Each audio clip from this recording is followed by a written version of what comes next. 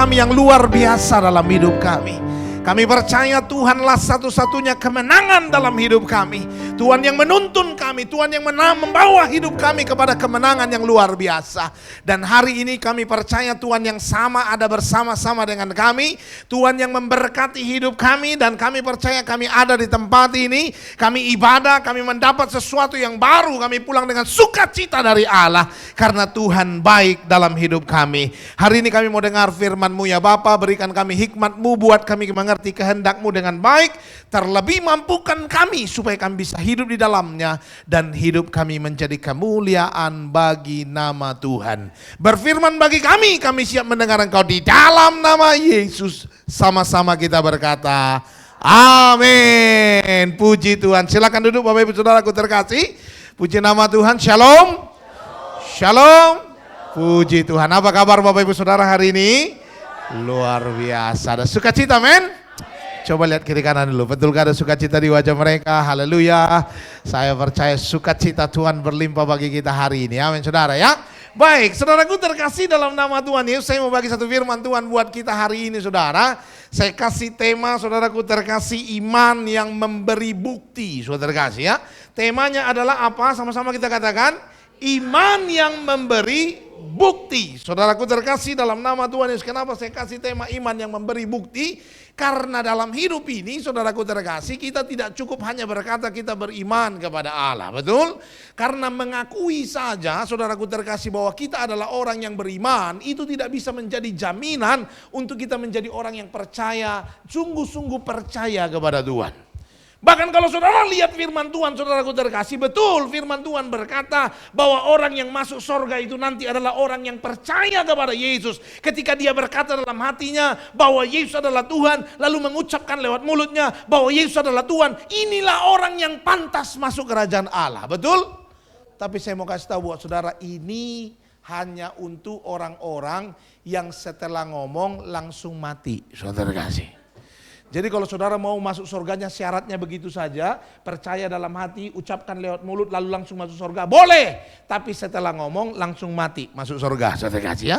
Tapi kalau untuk orang-orang yang seperti kita yang hidup dalam kehidupan sehari-hari, hidup dalam aktivitas, hidup dalam masyarakat, hidup dalam apapun yang harus kita kerjakan, yang dipercayakan Allah dalam hidup kita, saya mau kasih tahu saudara dengar, tidak cukup hanya percaya dalam hati, tidak cukup hanya mengucapkan lewat mulut, tetapi kau harus tunjukkan lewat hidupmu. Sehingga waktu orang melihat saudara, orang akan berkata, sungguh dialah orang yang percaya kepada Yesus. Artinya apa saudara kasih?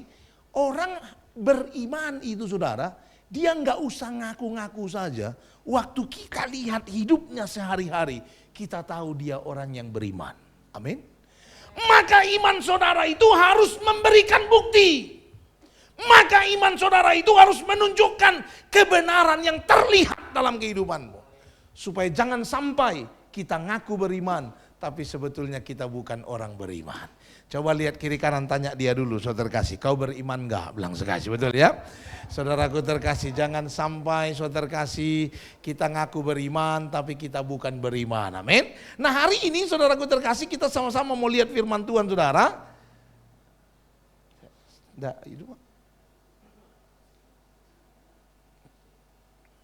Oke, baik, mari kita lihat firman Tuhan saudaraku terkasih dalam nama Tuhan Yesus. Kita mau sama-sama lihat firman Tuhan dalam Matius pasal yang ke-15 ayat 21 sampai 28. Kita sama-sama mau belajar dari seorang ibu yang luar biasa, saudaraku terkasih, yang punya iman walaupun dia tidak berstatus beriman, tetapi dia punya iman yang begitu besar dan bahkan dia layak mendapat upah dari iman yang dimilikinya dalam kehidupannya. Amin. Nah hari ini kita lihat firman Tuhan dalam Matius pasal yang ke-15 ayat yang ke-21 sampai dengan ayat yang ke-28. Matius 15 ayat 21 sampai dengan ayat yang ke-28. Yang bawa Alkitab bisa buka kitab sucinya. Yang Alkitabnya di handphone, buka handphone sucinya, saudara kasih, amin. Karena semua harus suci, saudaraku terkasih. Yang gak bawa Alkitab, handphone belum ada Alkitabnya, masih pakai Nokia 3310, saudara terkasih ya. Jangan berkecil hati, karena kalau sudah datang ke rumah Tuhan selalu ada jalan keluar, saudara terkasih ya. Apa jalan keluarnya Pak Pendeta? Ada ditulis di depan besar-besar. Saya sudah siapin, jadi kita bisa baca sama-sama, amin. Tapi kalau misalnya kau lihat depan, rupanya kau rabun jauh juga, tetap tidak boleh berkecil hati, saudara terkasih ya. Jadi boleh lihat kiri kanan, karena ini tidak ujian jadi boleh nyontek, saudara terkasih ya. Apalagi firman Tuhan bukan cuma boleh nyontek, harus berbagi, saudara terkasih toh. Jadi lihat kiri, kalau kiri nggak bawa lihat kanan, kanan nggak bawa juga tepuk pundak mereka. Bilang lain kali kalau ibadah, kita jangan duduk sebelahan ya, bilang sekasih betul ya. Supaya minggu depan kita bisa baca firman, sudah kasih toh. Tapi kalau misalnya kiri kanan nggak bawa juga, tetap ada solusinya. Solusinya apa? Kau cukup tutup mata, dengar baik-baik. Firman Tuhan bilang begini, iman timbul dari pendengaran, pendengaran akan firman Allah. Jadi selama saya khotbah, tutup mata, sudah kasih ya. Tapi pastikan jangan tidur, sudah kasih toh. Saudaraku terkasih supaya tetap diberkati, amin. Tapi kalau misalnya kau budek juga, sudah kasih betul ya. Nah, ini persoalannya memang berat, saudara kasih itu. Semua solusi kayaknya mental, saudara ya. Tapi tetap ada solusi terakhir apa? Tidurlah, saudara kasih ya. Supaya nanti paling tidak yang tidur segar karena tidur, yang dengar firman segar karena firman, lalu kita pulang sama-sama segar. Amin, saudara ya. Baik, saudaraku terkasih, Matius 15 ayat 21 sampai 28 yang sudah dapat katakan amin. Amin. Kita baca bergantian ya. Saya 21, saudara 22, saya 23, saudara 24, begitu terus sampai dengan ayat yang ke-28. Saya mulai dari ayat 21. Lalu Yesus pergi dari situ dan menyingkir ke daerah Tirus dan Sidon. Maka datanglah seorang perempuan Kanaan dari daerah itu dan berseru, "Kasihanilah aku ya Tuhan, anak Daud, karena anakku perempuan kerasukan setan dan sangat menderita." Tetapi Yesus sama sekali tidak menjawabnya. Lalu murid-muridnya datang dan meminta kepadanya, "Suruhlah ia pergi." Ia mengikuti kita dengan berteriak-teriak. Jawab Yesus, "Aku diutus hanya kepada domba-domba yang hilang dari umat Israel." Tetapi perempuan itu mendekat dan menyembah dia sambil berkata, "Tuhan, tolonglah aku." Tetapi Yesus menjawab, "Tidak patut mengambil roti yang disediakan bagi anak-anak dan melemparkannya kepada anjing." Kata perempuan itu, "Benar Tuhan, namun anjing itu makan remah-remah yang jatuh dari meja tuannya."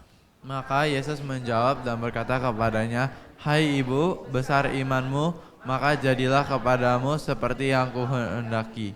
Dan seketika itu juga anaknya sembuh. Amin.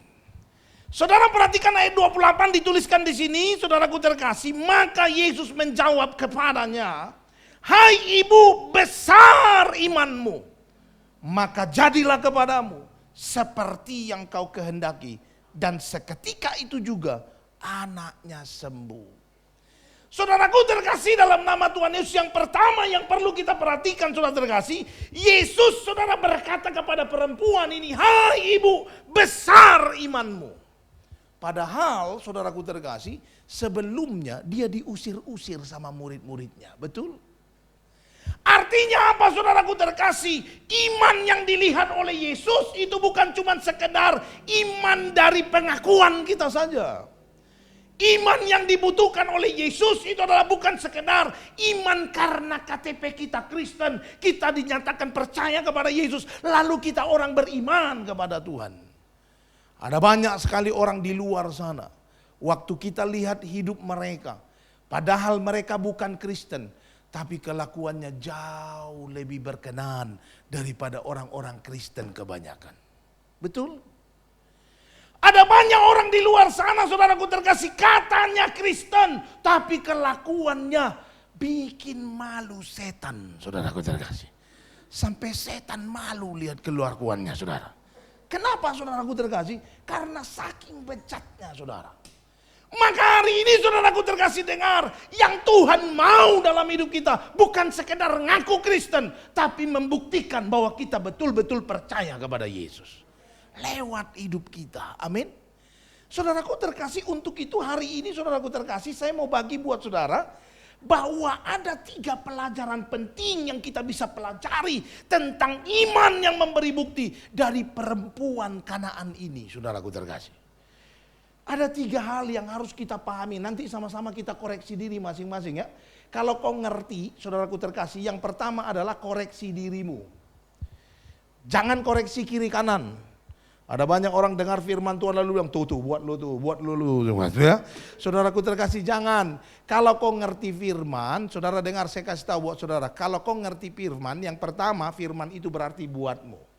Loh terus kapan buat dia Pak? Orang dia juga begitu. Nanti waktu firman itu sudah berbuah dalam hidupmu, dia akan lihat dan firman buat dia. Tapi hari ini buat kita, buat yang dengar firman, kita mau belajar bersama. Sungguhkah kita orang beriman sebetulnya? Atau cuman mengaku beriman, saudara? Saya temukan saudaraku terkasih ada 3 hal yang perlu kita pelajari baik-baik tentang iman yang memberi bukti ini. Yang pertama saudaraku terkasih, mari saudara lihat sekarang Matius 15 ayat 22. Matius 15 ayat 22, yang pertama firman Tuhan berkata begini tadi. Maka datanglah seorang perempuan Kanaan dari daerah itu dan berseru, kasihanilah aku ya Tuhan, anak Daud. Karena anakku perempuan kerasukan setan dan sangat menderita. Saudara perhatikan baik-baik saudaraku terkasih. Ini ditulis seperti begini saudara. Maka datanglah seorang perempuan, apa katanya? Kanaan. Saudara tahu saudaraku terkasih siapa itu perempuan Kanaan? Ada yang tahu kira-kira perempuan Kanaan maksudnya siapa? Saudaraku terkasih perempuan Kanaan ini maksudnya adalah orang-orang yang pertama sekali menduduki atau pemilik dari daerah tanah Kanaan. Jadi orang Israel itu saudaraku terkasih bukan penduduk asli sebetulnya. Supaya saudara tahu memahami juga perang-perang yang sedang terjadi ini saudara. Sebetulnya mereka bukan penduduk aslinya. Tetapi Tuhan memberikan tanah Kanaan itu kepada mereka. Itu prinsipnya saudara. Nah perempuan Kanaan ini, orang Kanaan ini adalah orang-orang yang menyembah berhala. Orang-orang yang tidak berkenan kepada Allah. Yang disuruh Tuhan dibasmi oleh bangsa Israel pada saat itu. Tuhan suruh basmi mereka semua. Jadi orang Kanaan itu adalah orang yang tidak berkenan kepada Tuhan secara iman sebetulnya. Maka yang pertama saudaraku terkasih, yang Tuhan ingin kasih tahu kepada kita, dengar baik. Status kehidupan kita itu tidak akan menghalangi pembuktian iman bagi orang yang mau percaya. Tadi kita tahu orang Kanaan ini saudaraku terkasih orang yang tidak berkenan kepada Allah. Coba slide-nya lanjut Pak.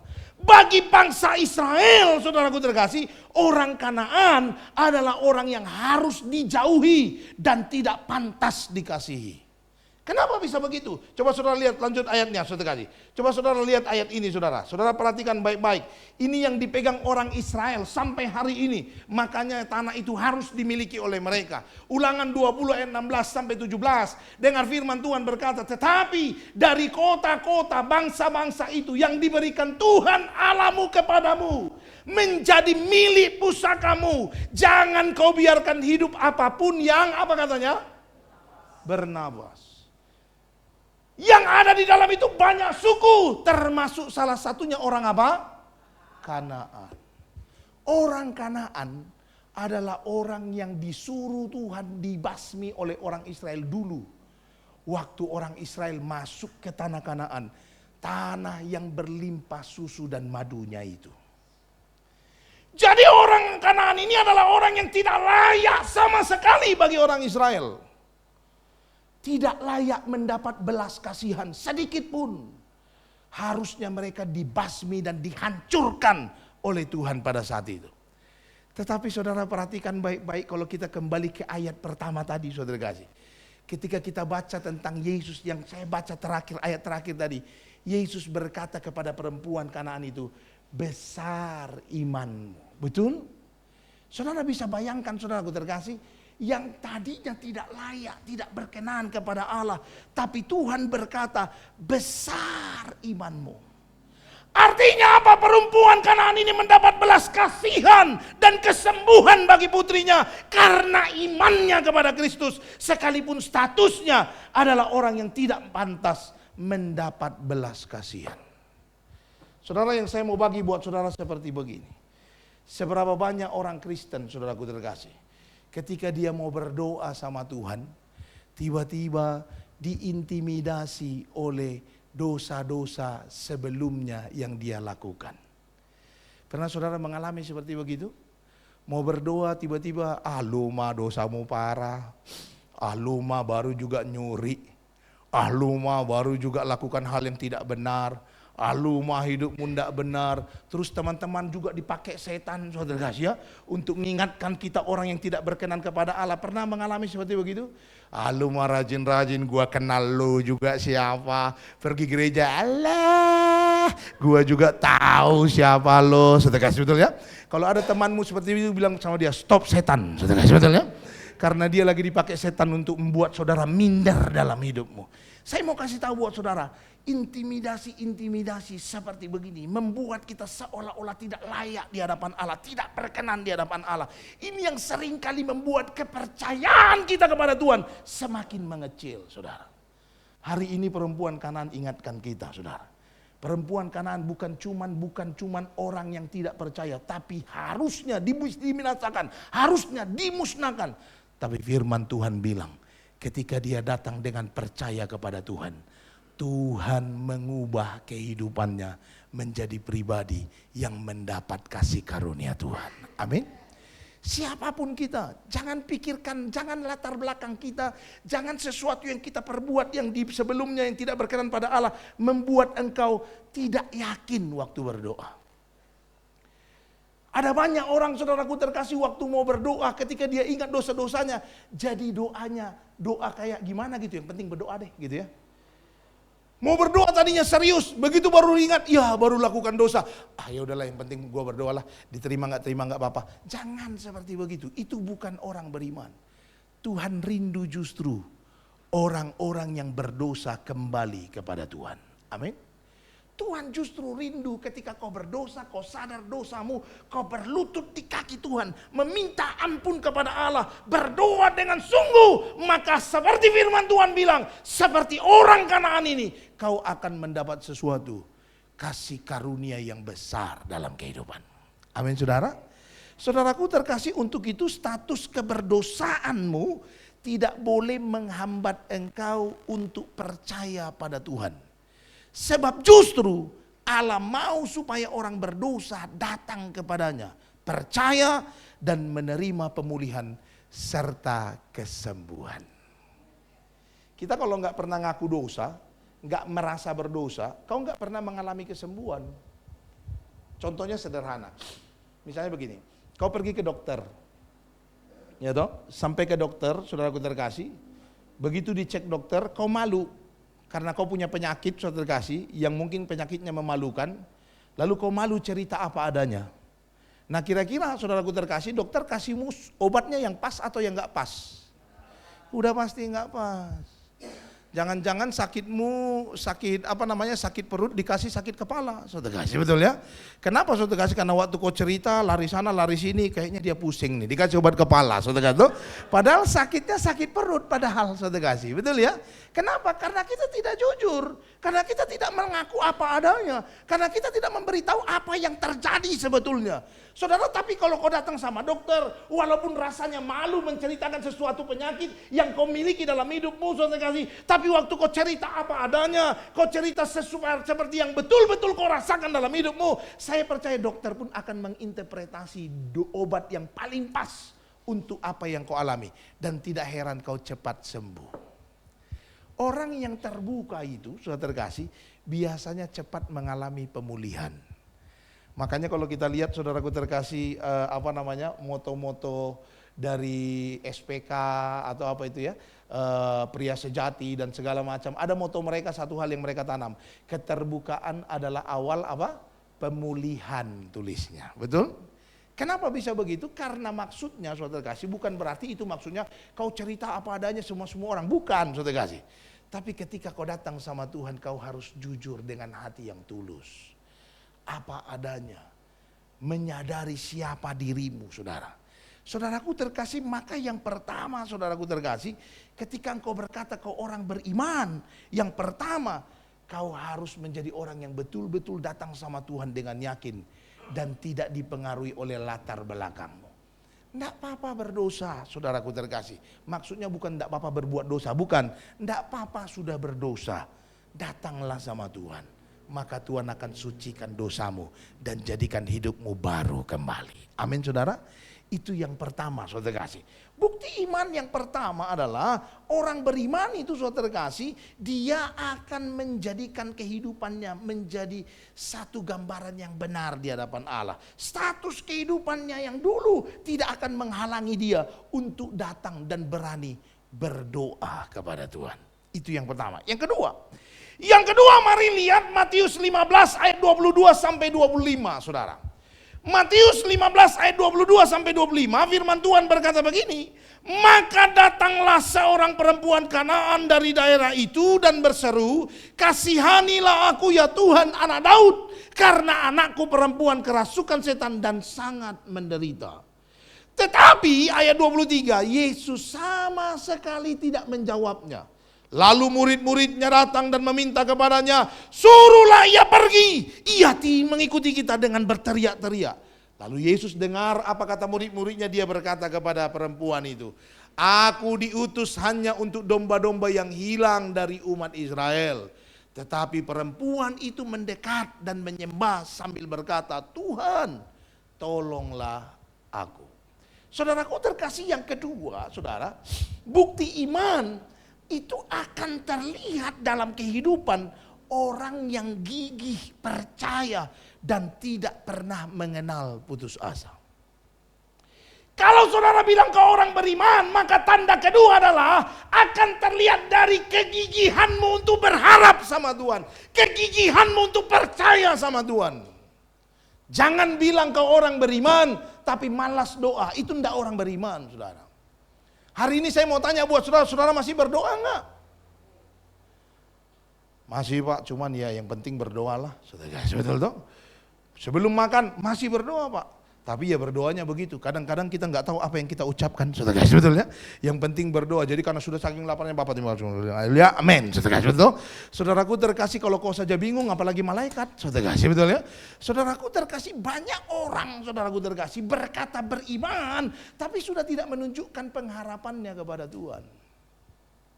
Katanya beriman, tapi ketika doanya tidak dijawab oleh Allah, langsung nangis, langsung bersedih, langsung kecewa, langsung berkata, oh Tuhan tidak mengasihi hidupku. Banyak orang Kristen seperti begitu.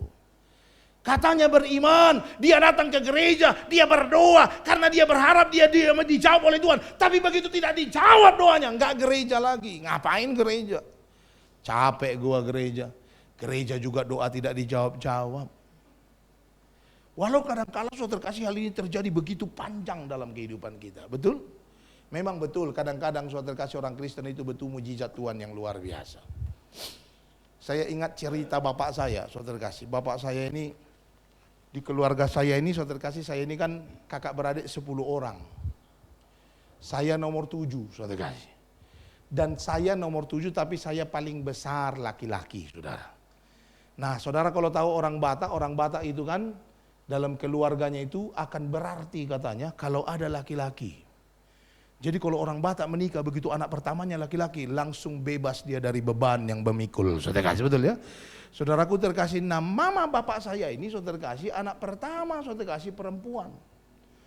Dia berdoa sama Tuhan saudara kasih, anak kedua perempuan lagi saudara. Berdoa lagi saudara kasih, anak ketiga perempuan juga saudara kasih. Masih tetap percaya berseru sama Tuhan. Anak keempat perempuan lagi, saudara kasih. Dia pikir sudah mulai gundah gulana hatinya, saudara. Lalu berdoa lagi sama Tuhan, saudara. Anak kelima dikasih laki-laki, saudara. Tapi umurnya tidak sampai 1 tahun dipanggil Tuhan, saudara kasih. Waduh, sedih lagi dia, saudara. Dan dia berdoa lagi. Anak ke-6 saudara kasih laki-laki, perempuan lagi, saudara kasih. Anak ke-7, saudara kasih, dia berdoa lagi, saudara kasih, perempuan juga. Ini anak ke-7 sekarang jadi anak ke-6 karena anak ke-5 udah panggil, saudara kasih. Saudara terkasih, jadi berarti saya harusnya anak ke-8, saudara. Anak ke-7, saudara kasih, perempuan lagi, saudara. Saudaraku terkasih, akhirnya bapak saya patah semangat, saudara kasih. Karena kalau sampai anak ke-7, itu bukan 7 hari, saudara kasih, betul ya? Itu sudah sampai sekitar mungkin 14 tahun, saudara kasih, betul toh? Kalau misalnya satu anak 2 tahun, saudara kasih, berarti kan sudah 14 tahun, saudara kasih, betul ya? Saudaraku terkasih, 14 tahun dia berseru, berseri, berteriak sama Tuhan. Tapi tetap saja anaknya perempuan terus. Sampai akhirnya saudaraku terkasih, pas lahir kakak saya di atas saya. 1 minggu saudara kasih lahir, begitu lahir lagi anak perempuan juga, dia kecewa sama Tuhan saudara. Dia sudah memutuskan sudah tidak mau ikut Tuhan lagi saudara kasih. Ngapain lah ikut Tuhan, capek-capek minta anak laki-laki aja nggak dikasih-kasih saudara ya. Baru dikasih sedikit diprank doang langsung diambil lagi saudara kasih. Saudaraku terkasih dalam nama Tuhan Yesus, akhirnya dia mau kecewa, dia mau tinggalkan Tuhan saudara. Itu saya ingat cerita dari mama bapak saya saudara kasih. Baru seminggu umur kakak saya yang di atas saya. Baru seminggu umurnya. Pendeta datang ke rumah mau berdoa. Biasalah besuk ya. Jadi pastoralia saudara kasih. Saudaraku terkasih, gembala semua pengerja datang ke rumah mau berdoa karena anak perempuan sudah lahir kembali yang ke-6 saudara, atau yang ke-7 pada saat itu. Lalu saudaraku terkasih, waktu masuk ke sana bapak saya sudah ogah-ogahan. Sudah tidak percaya. Sudahlah ngapain berdoa-berdoa terus, sudah 14 tahun berdoa, tidak dijawab-jawab Tuhan juga. Sudah itu bukan cuma berdoa dan bekerja keras, saudara kasih, betul ya. Buktinya anaknya 7, saudara kasih, tapi tidak dijawab Tuhan. Kurang apa lagi? Itu sudah orait labora, saudara kasih, betul ya. Tapi enggak dijawab juga, saudara kasih. Akhirnya dia mau kecewa, saudara. Tapi ini gembala, saudara kasih, luar biasa. Dia namanya gembala ya, memang harus begitu, tetap bersabar, saudara kasih ya. Lalu saudara kasih ya sudah, mereka walaupun bapak saya sudah muka sini, enggak dikasih minum merekanya, saudara kasih, betul ya. Tapi mereka tetap berdoa, saudara. Lalu berdoa dan Tuhan berfirman luar biasa. Selesai berdoa saudaraku terkasih, pendeta bilang begini sama mama dan papa saya. Saya berdoa dan Tuhan tadi berbicara sama saya. Kata Tuhan, setelah ini anakmu laki-laki. Kasih dia nama Samuel, jangan ditambahin yang lain. Cuman itu saja. Yang kedua, cita-citanya enggak boleh lain, hanya pendeta. Jangan kasih dia ke tempat yang lain. Akhirnya saudara kasih, waktu dengar seperti begitu, ada pengharapan muncul dalam diri bapak saya. Langsung begitu dia dengar itu saudara kasih, langsung diproses saudara kasih, betul ya. Saudaraku terkasih, dan akhirnya saudara, 1 tahun 2 bulan kemudian, jadi jarak kakak saya dengan saya cuma 1 tahun 2 bulan saudara kasih ya. 1 tahun 2 bulan kemudian lahirlah saya saudara kasih. Saudaraku terkasih dalam nama Tuhan Yesus, yang saya maksud seperti begini, perhatikan baik-baik. Orang beriman itu harusnya, saudara kasih, sekalipun dia tidak melihat tanda-tanda Tuhan menjawab doanya, sekalipun dia tidak melihat sepertinya dia akan mendapatkan apa yang didoakan olehnya, orang beriman itu harusnya tidak boleh berhenti berharap kepada Tuhan. Ini perempuan luar biasa. Coba saudara lihat lanjut selainnya. Coba saudara perhatikan, ini perempuan waktu dia datang sama Tuhan, dia mengalami penolakan berkali-kali. Bukan tidak dijawab, ditolak berkali-kali saudara kasih. Saudara perhatikan, yang pertama ayat 23, waktu dia datang sama Tuhan, dicuekin. Saudara pernah gak ngomong sama orang, terus dicuekin saudara kasih. Ngomong sama suami diam aja. Dia lihat ke depan, saudara kasih ya.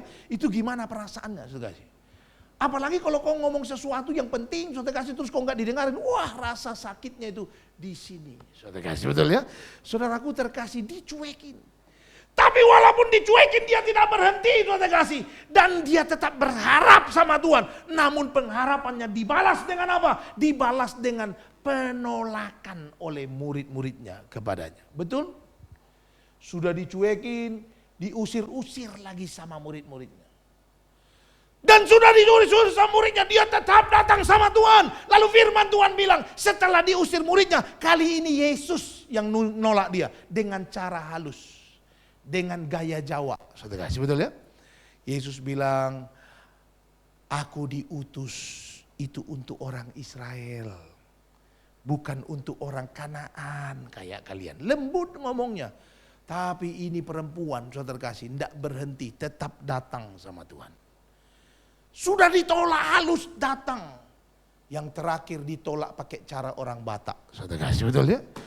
Langsung dibilang dengan peribahasa yang begitu kencang. Yesus berkata, enggak baik kasih roti yang harusnya buat anak-anak, terus kasih sama anjing. Tapi saudaraku terkasih, perempuan ini tidak putus asa. Dia tetap bilang, iya betul, tapi kalau anak itu makan kan suka sembarangan. Kadang ada yang jatuh-jatuh. Nah yang jatuh-jatuh itu pun sama saya, enggak apa-apa. Ini perempuan luar biasa, saudara kasih.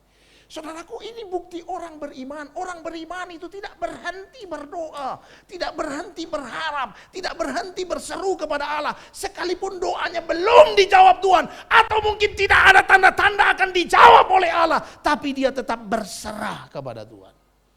Kegigihan dalam berdoa dan berharap pada Tuhan, itu adalah gambaran dari keseriusan kita pada apa yang kita imani di dalam Tuhan.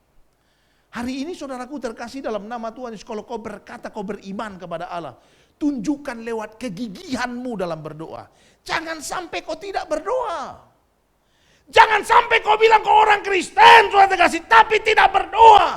Kalau kau tidak berdoa, itulah tandanya kau tidak percaya kepada Tuhan. Coba misalnya kau butuh sesuatu, saudara terkasih. Kau butuh sesuatu ya, ini saya kasih gambaran ya. Orang kalau beriman itu pasti berharap, tidak mungkin tidak, saudara terkasih.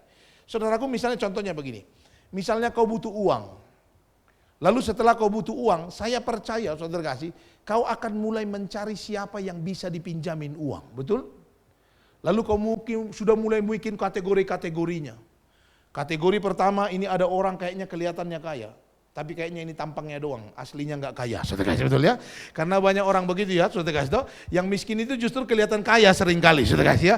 Tampang orang kaya, padahal uangnya nggak ada sebetulnya ya. Hidupnya juga dari minjam sana sini, saudara kasih, betul ya? Saudaraku terkasih, lalu kau cari orang kedua, nah ini orang kedua beneran kaya kayaknya nih. Kalau dilihat dari kehidupannya, rumahnya, kendaraannya, semua kayanya orang kaya ini.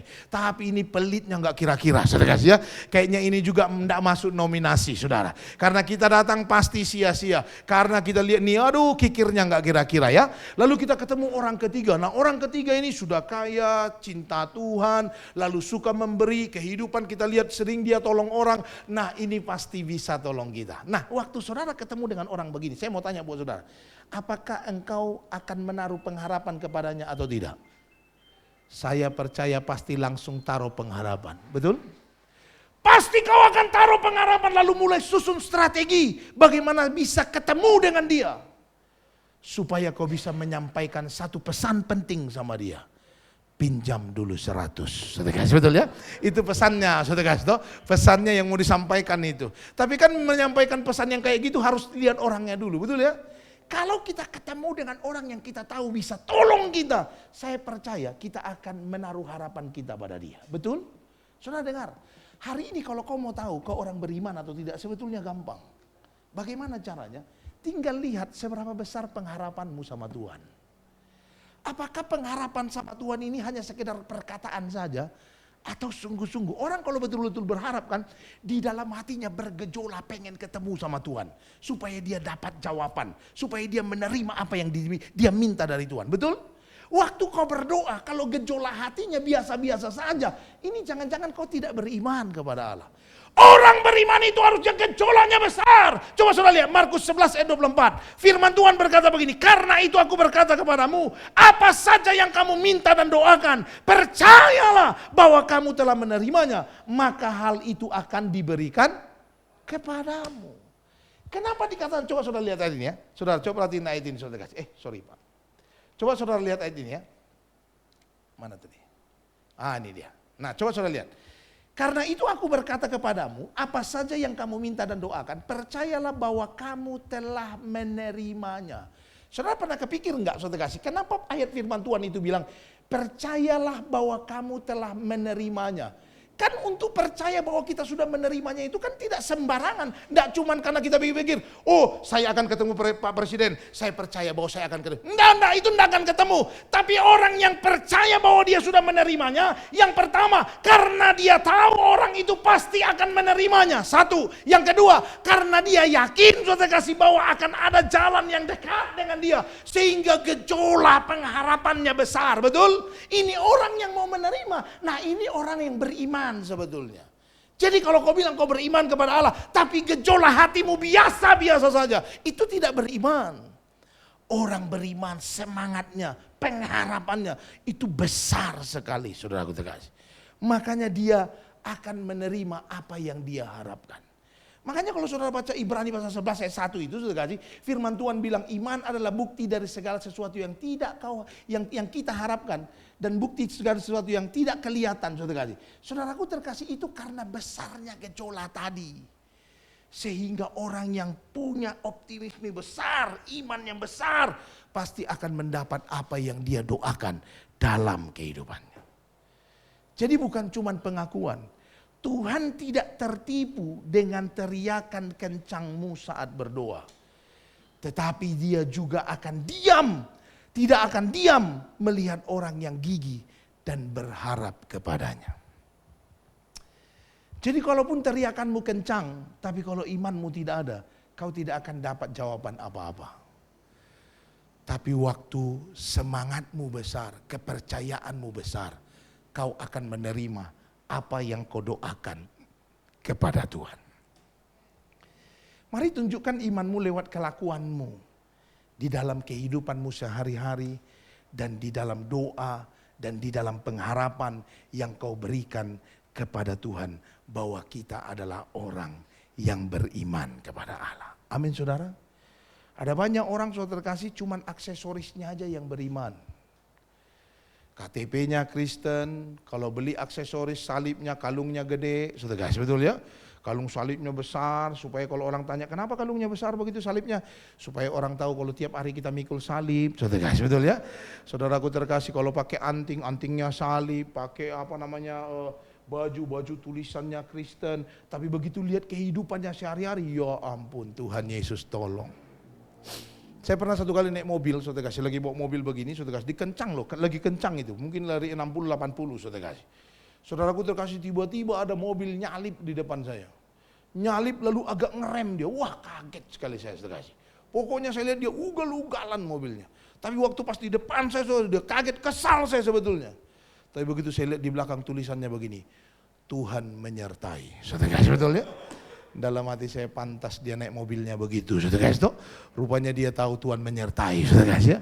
Nah jangan sampai kita kayak gini saudara kasih. Cuman aksesorisnya yang bagus, cuman aksesorisnya yang rohani, tapi kelakuan kita membuat orang jadi batu sandungan bagi orang lain, membuat orang berdosa karena kehidupan kita. Orang beriman itu saudara, yang kedua dia harus ditunjukkan lewat pengharapannya yang besar kepada Allah. Amin saudara.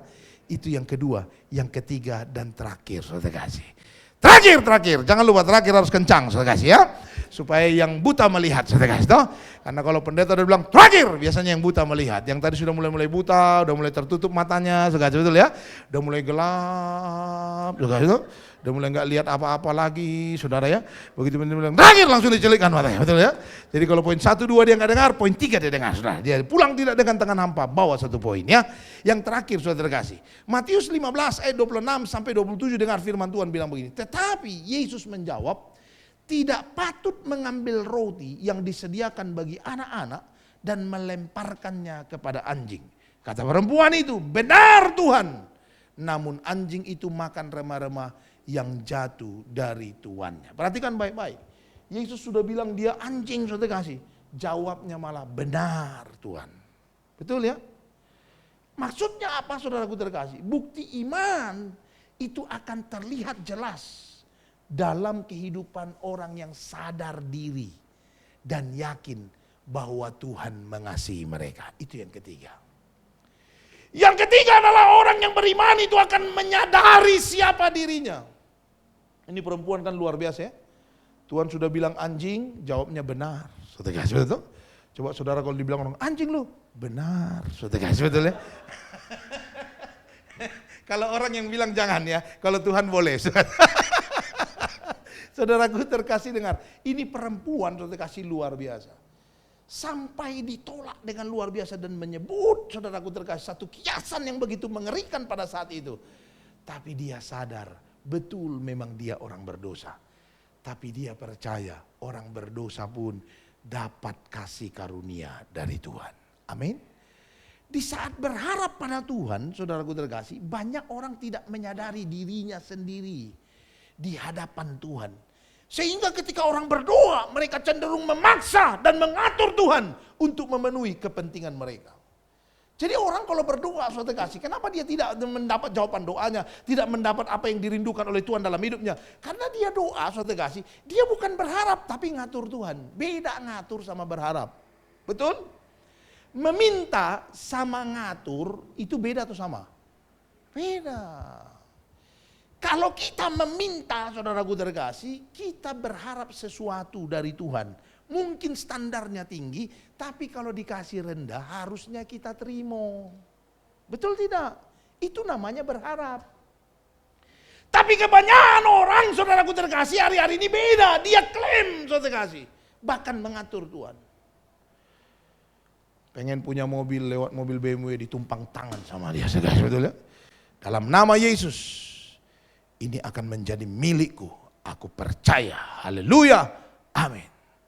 Itu kalau dia klaim mobil saya usir, saudara kasih, betul ya? Mobil saya cuman itu, saudara kasih. Tiba-tiba mau diklaim lagi sama orang, saudara kasih. Bisa nggak punya mobil saya, saudara kasih. Saudaraku terkasih, berharap sama Tuhan itu bukan begitu, saudara. Boleh berdoa, tapi bukan jadi mengatur Tuhan dalam hidup kita.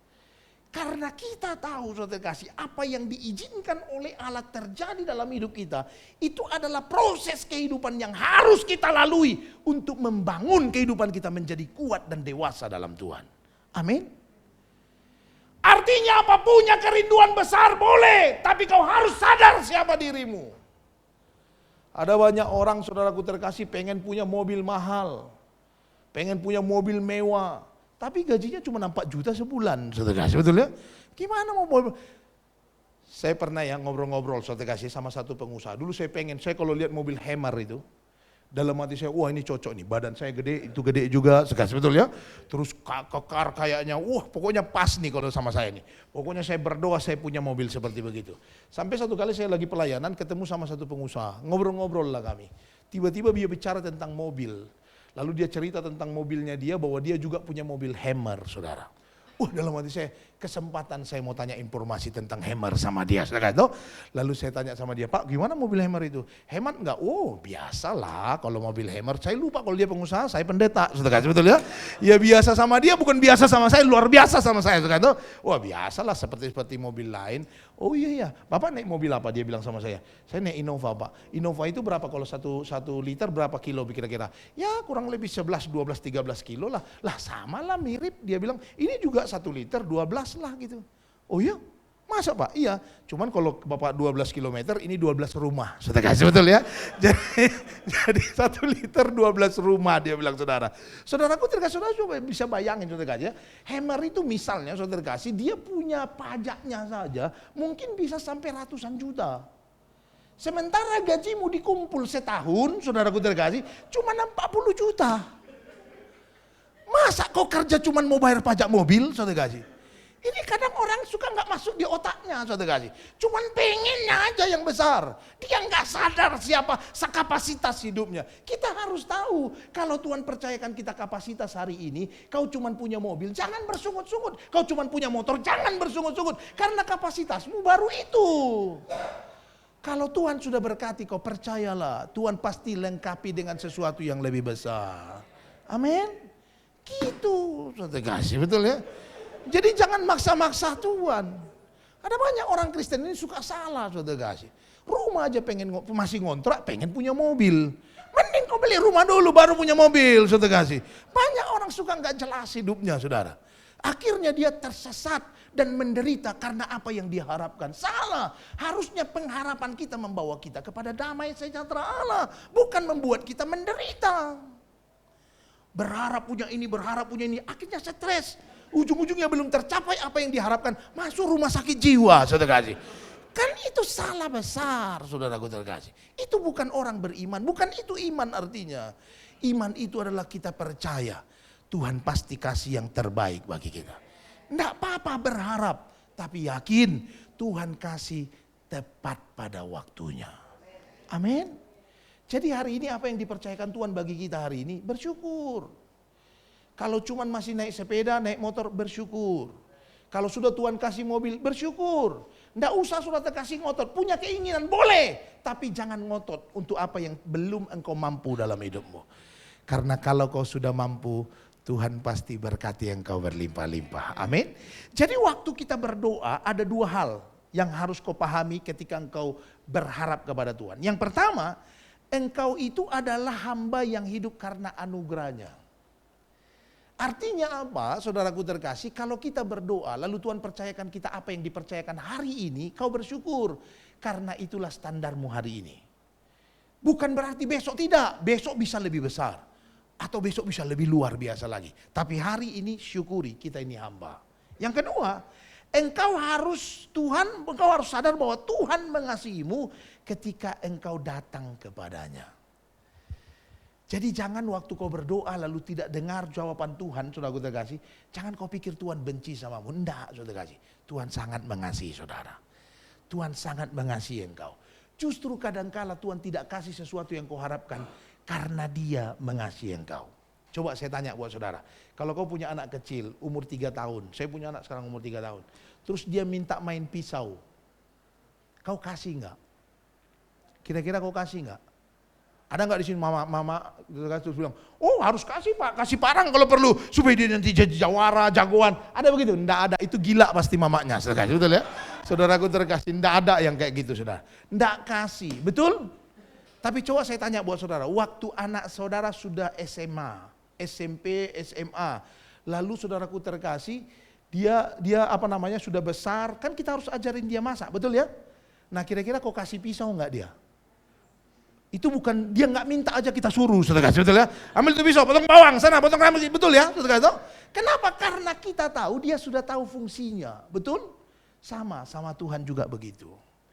Ketika Tuhan tahu sesuatu yang kau inginkan tidak membuat engkau semakin dekat dengan Tuhan, kadangkala Tuhan pending supaya engkau belum menerimanya. Tapi bukan tidak, belum menerimanya. Satu kali ketika Tuhan tahu kapasitasmu, sudah mengerti bagaimana menggunakan apa yang kau minta kepada Allah. Tuhan kasih, firman Tuhan bahkan bilang, lebih dari apa yang kau pikirkan, lebih dari apa yang pernah kau timbul dalam hati, lebih daripada apa yang pernah kau dengar, Tuhan bahkan berikan kepadamu. Karena Tuhan tahu itu kapasitasmu.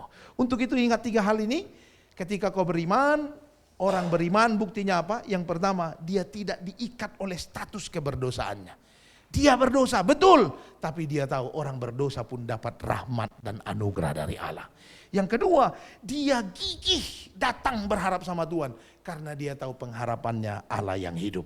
Yang ketiga, dia akan menyadari siapa dirinya. Dan dia percaya kalau Tuhan mengasihinya. Beri kemuliaan bagi Tuhan kita yang luar biasa. Mari kita bangkit berdiri, saudaraku terkasih, kita bawa hidup kita dalam tangan Tuhan. Kita berseru kepada Tuhan karena Tuhan kita Allah yang luar biasa. Kita katakan pujian tadi, Engkau Tuhan. Engkau Tuhan penolongku. Satu-satunya yang kuharapkan.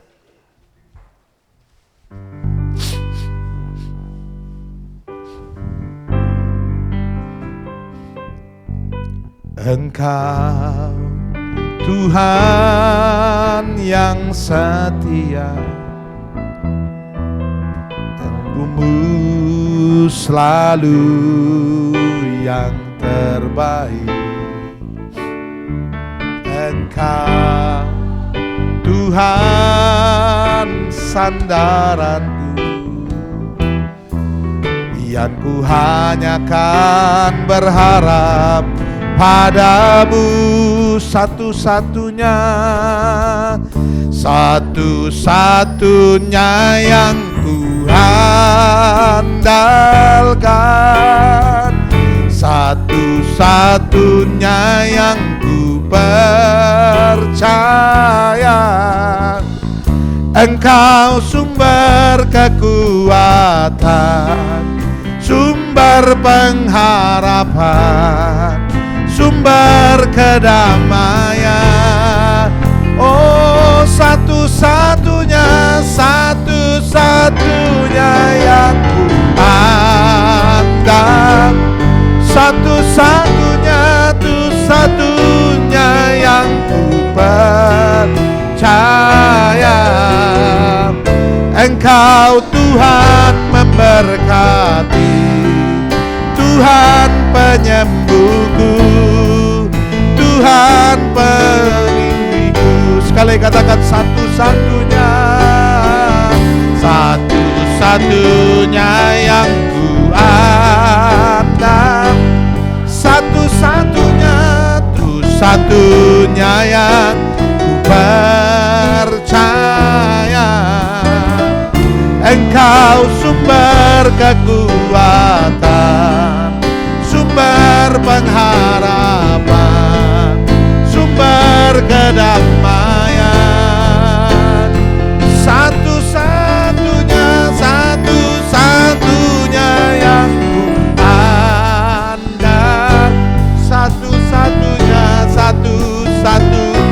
yang ku percaya.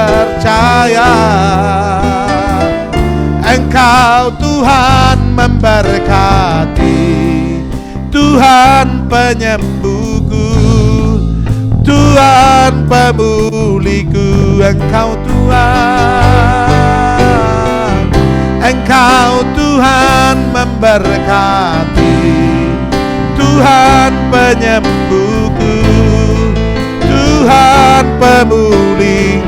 Engkau Tuhan memberkati, oh Engkau Tuhan memberkati, Tuhan penyembuhku, Tuhan pemulihku.